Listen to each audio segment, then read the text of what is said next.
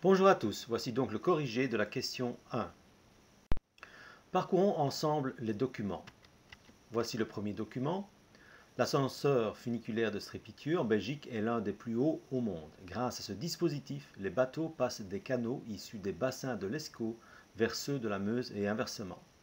Cet ouvrage permet de faire monter ou descendre les bateaux avec un dénivelé de 79 mètres.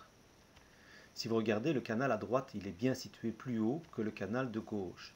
Les bateaux arrivent soit du canal de gauche et vont passer au canal de droite et être montés grâce à un ascenseur. Les bateaux peuvent aussi venir du canal de droite et passer, donc descendre au niveau du canal de gauche. Voici le deuxième document. C'est grâce à un système de poulies et de câbles que les ascenseurs peuvent monter et descendre. Les bassins sont contrebalancés par des contrepoids. La masse des bassins, comme celle des contrepoids, est de plus ou moins 8000 tonnes. On voit d'ailleurs bien sur la photo les ascenseurs.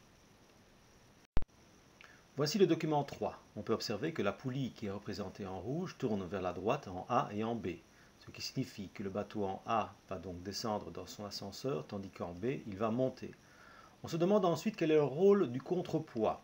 Il a une masse de 8000 tonnes, c'est-à-dire de 8 millions de kilogrammes, ou 8 fois 10 exposant 6 kg en notation scientifique. C'est grâce à la force exercée par ce contrepoids, force exercée vers le bas, que l'ascenseur du bateau va monter. C'est la poulie et les câbles qui permettront au contrepoids d'exercer une force sur l'ascenseur. On représente cette force à l'aide d'un vecteur que l'on va appeler P et qui est en fait la force poids. Nous rappellerons donc que le poids est bien la force d'attraction de la Terre sur tous les corps. Le contrepoids est bien attiré vers le centre de la Terre et c'est bien ce qui va le faire descendre. Le poids s'exprime en newton et comme sur Terre 1 kg équivaut à plus ou moins 10 newtons, le poids du contrepoids et donc la force exercée par le contrepoids équivaut à 80 millions de newtons ou 8 fois 10 exposant 7 newtons. Nous pouvons donc répondre aux questions. En A, le bateau descend bien. Nous pouvons expliquer le fonctionnement de l'ascenseur comme ceci. C'est grâce à la force exercée par le contrepoids vers le bas que l'ascenseur du bateau va monter. C'est la poulie et les câbles qui permettent au contrepoids d'exercer une force sur l'ascenseur. Ce que j'attendais de vous est de citer les corps qui exercent des forces, c'est-à-dire le contrepoids et l'ascenseur, et aussi de citer le rôle de la poulie et des câbles.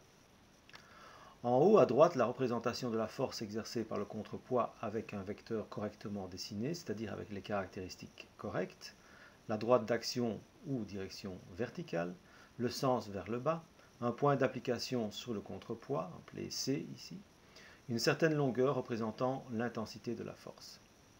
Cette force s'appelle bien le poids, on peut aussi parler de pesanteur, de gravité ou de force d'attraction terrestre.